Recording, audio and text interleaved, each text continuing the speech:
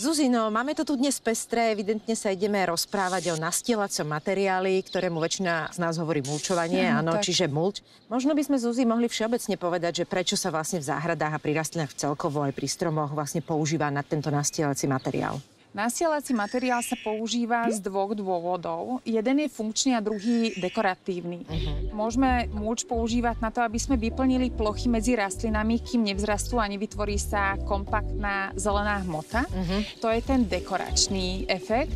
Musím povedať k mulčovaciemu materiálu, že je výhodné použiť pod mulčovací materiál nejakú textíliu, ktorá vlastne zabezpečí to, aby nám ten mulč nebol v plnom kontakte s tou zeminou. Aha, rozumiem. Keď prší alebo zavlažujeme, tak krásne pretečie tá vlaha k tým koreňom.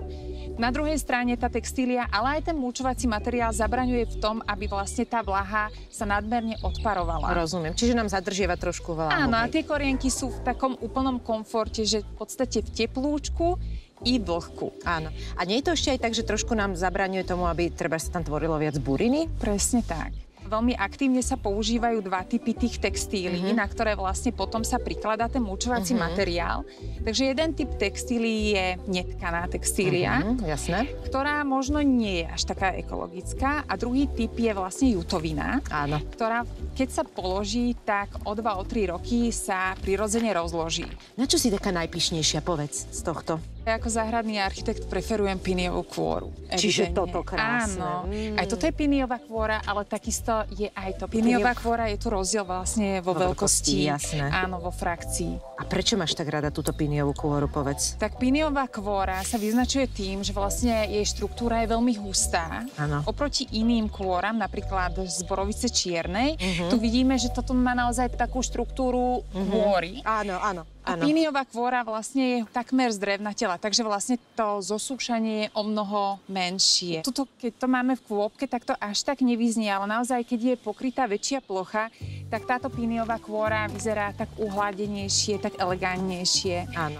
Ale to si teda hovorila teraz o tom, že ako sa nám to vizuálne páči, ale ona asi aj kvôli vlastnostiam je tvoja obľúbená však. Na oko ako prvý moment pôsobí drahšie, aj je finančne drahšie, ale je to kvôli tomu, že vlastne piniová kôra sa ťaží z piniovej borovice. Rozumiem. A tá nerastie u nás na Slovensku, takže všetko vlastne sa dováža zo zahraničia. Tá prvá investícia je možno taká nákladnejšia, ale tým pádom, že sa to tak nezosúša, následne to doplňovanie tej kôry je menej náročné. Rozumiem. Ale teda akože kôra v zásade v rámci funkcie sú také isté, V zásade áno, kôra všeobecne, nielen piniová, ale tak borovicová aj smreková je organický materiál a tým pádom sa to aj rozkladá na humus, takže je to vlastne také ekologické mulčovanie, ale tak tiež tam aj živý organizmus nájde svoj domov, takže potom prídu vtáčiky a niekedy sa stáva, že sa vlastne ľudia sťažujú na to, že tá kôra je rozhrabávaná. Rozumiem. A do toho trávnika sa potom takýmto spôsobom môže dostať tá kôra.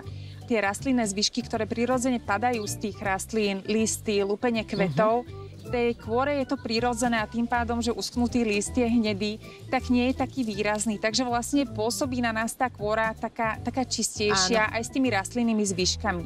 V neposlednom rade je veľmi dôležité, že kôra nám zabezpečí, aby vlastne tá zemina sa neprehrievala až príliš v letných obdobiach, ale takisto v zime.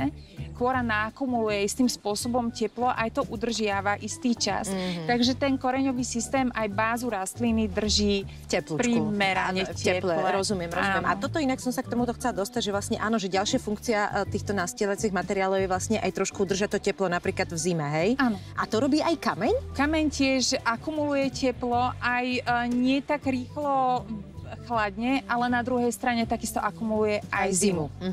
Takže vlastne tie extrémy pri tom kameni tá rastlina dostáva o mnoho viac. Čiže kedy je lepšie vybrať si kameň a kedy kôru? Kameň je dobre použiť na miestach, kde sú vždy zelené rastliny, kde tie rastlinné zvyšky je ich menej. Kameň samozrejme má veľkú výhodu v tom, že vlastne je to UV stály materiál. Kým samozrejme kôra počase vlastne naberá taký sivastý odtieň, čo nie je na škodu, je to vlastne prírodzený charakter toho prírodného materiálu. Kameň je veľmi obľúbený aj kvôli tomu naozaj, že koľko vysypeme, toľko tam zostane, ak samozrejme nejaké dieťa sa s tým nezahrá, ale to nie je degradačný materiál. Môžeme si ich aj nejako trebárs popísať, že čo je lepšie na čo a čo to tu vlastne vidíme, aké druhy?